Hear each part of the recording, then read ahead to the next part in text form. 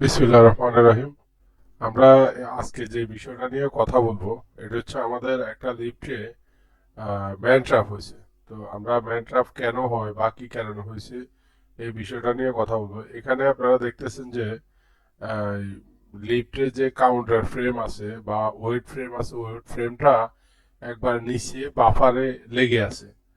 তো এই ক্ষেত্রে আমরা বুঝতে পারতেছি যে লিফট উপরে টপ ফ্লোরে যাইয়া লেভেল আউট হয়ে উপরে একবার টপ ছাদের সাথে লেগে গেছে কোনো কারণে। তো আজকে আমরা এই জিনিসটা প্রথমত দেখবো যে এটা কেন হয়েছে, কি কারণে হয়েছে, এই কারণটা ফাইন্ড আউট করব আর কারণটা নিয়ে কথা বলবো আর সমাধান কিভাবে করা যায় আমরা তাও করব, করে লিফটটাকে স্বাভাবিক অবস্থায় নিয়ে আসবো প্যাসেঞ্জার চলাচল করার মতো। তো আমরা এখানে দেখতে পাচ্ছি যে কাউন্টার ফ্রেমটা নিচে বাফারে মেরে দিছে। এখানে কোনো পাওয়ার নাই, লিফট অফ করে দেওয়া হয়েছে পাওয়ার। তো এখন হচ্ছে আমরা যে বিষয়টা সমস্যাটা সমাধানের ক্ষেত্রে যে আমরা প্রথমত যেটা দেখলাম, এটা হচ্ছে লিফট প্রথমত আমাদেরকে লেভেলে নিয়ে আসতে হবে, যে টপ ফ্লোরে ডোর থেকে সেফটি আউট করতে হবে, যেহেতু ফাইনাল সেফটি এখানে অ্যাক্টিভ হয়ে গেছে। তো এই অবস্থাতে আমরা পাওয়ার অফ রেখে ব্রেক ব্রেক ওপেনিং এর মাধ্যমে মেকানিক্যালি ম্যানুয়ালি হাত দিয়ে ব্রেক ওপেন করে ফুলি ঘুরিয়ে মোটরের ফুলি ঘুরিয়ে আমরা কেবিনটাকে টপ ফ্লোরে লেভেলে নিয়ে আসতেছি। তো লেভেলে নিয়ে আসছি আমরা।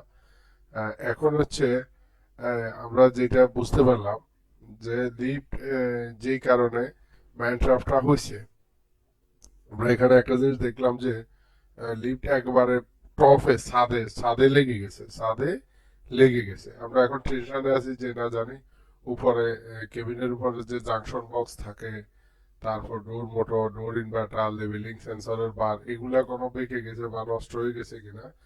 তো আমরা এই জিনিসটা চেক দিয়েছি প্রথম অবস্থায়, প্রথম চেক দিয়েছি। চেক দেওয়ার পরে বুঝতে পারলাম যে আমাদের ওইখানে কোনো সমস্যা হয় নাই। তো এখন আমরা দেখতেছি যে ব্রেকটা ঠিক মতো রিলিজ হচ্ছে কিনা, স্প্রিং গুলা ঠিক মতো কাজ করতেছি না, কেন এই সমস্যাটা হইলো। এখানে দেখতেছি ব্রেক ঠিকই, আমাদের যে 0.5 mm এর ভিতরে গ্যাপ রাখা লাগে ওইটা ঠিকই আছে, 0.5 mm এর ভিতরে ওপেন হচ্ছে। এরপর আমরা বুঝতে পারলাম যে লিফটে যখন আমরা পাওয়ার দিলাম, পাওয়ার দেওয়ার পরে আমরা দেখলাম যে লিফট আপনার ব্রেক রিলিজ হচ্ছে না, ম্যানুয়াল অটোমেটিক্যালি ব্রেক কন্ট্রাক্টর থেকে ভোল্টেজ আসে ব্রেক রিলিজ হচ্ছে না।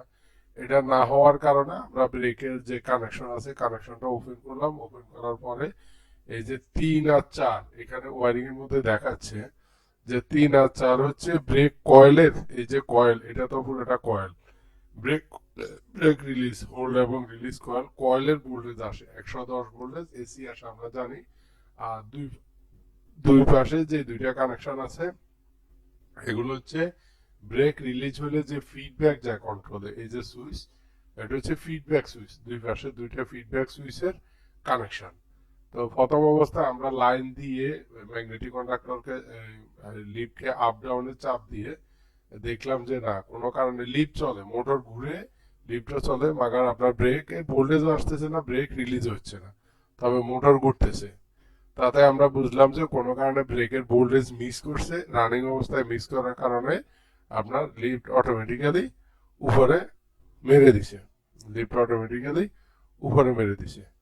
এখন আমরা দেখবো যে লিফটের ব্রেকটা ঠিক করব। ব্রেকটা ঠিক করার পরে আমরা আবার মেজার করব, মেজার করার পরে দেখবো যে ব্রেকের ভোল্টেজ আসছে কিনা। তা আমরা একটা পর্যায়ে যাই, লিফট মেজার লাইন পুরা কানেকশন চেক দিলাম, মোটরের ব্রেক কয়েল থেকে শুরু করে আপনার একবারে কন্ট্রোল পর্যন্ত, কন্ট্রোলের ম্যাগনেটিক কন্ট্রাক্টর সবগুলা run contactor brake contactor NO NC ঘুরাইয়া ব্রেকে ভোল্টেজ দেওয়া হয়েছে। তো একটা বলছে আমরা দেখলাম যে ব্রেকে যে সার্কিট ব্রেকার আছে, ব্রেকের 110 ভোল্টেজ ডিসি ভোল্টেজ দেওয়ার জন্য যে সার্কিট ব্রেকার ব্যবহার করা হয়েছে, ওই সার্কিট ব্রেকারের আউটপুটে যেই তারটা বের হয়ে আসছে, ওই তার কোনো কারণে লুজ ছিল, ওইখান থেকে কন্ট্রাক্টটা মিস করছে। মিস করার কারণে আমাদের লিফটটা ম্যানট্রাপ করছে। আমাদের ভাগ্য খুব ভালো যে আমাদের দুইটা ক্ষয়ক্ষতি হতে পারতো। এক হচ্ছে যদি লিফটের ভিতরে প্যাসেঞ্জার থাকতো তাও উনি অসুস্থ হয়ে যেত বা অ্যাক্সিডেন্ট করতে পারতো শারীরিকভাবে। লিফটের ভিতরে কেউ ছিল না। আরেক হচ্ছে আমাদের ওয়েটটা লিফটের কেবিন টপ ফ্লোরে, টপের ছাদের সাথে লেগে যাওয়ার আগেই ওয়েট ফ্লোরে বসে গেছে, বাবারের উপরে বসে গেছে। এই কারণে আমাদের কেবিনের উপরও কোনো ক্ষয়ক্ষতি হয় নাই, আমরা দুই দিক থেকে বেঁচে গেছি।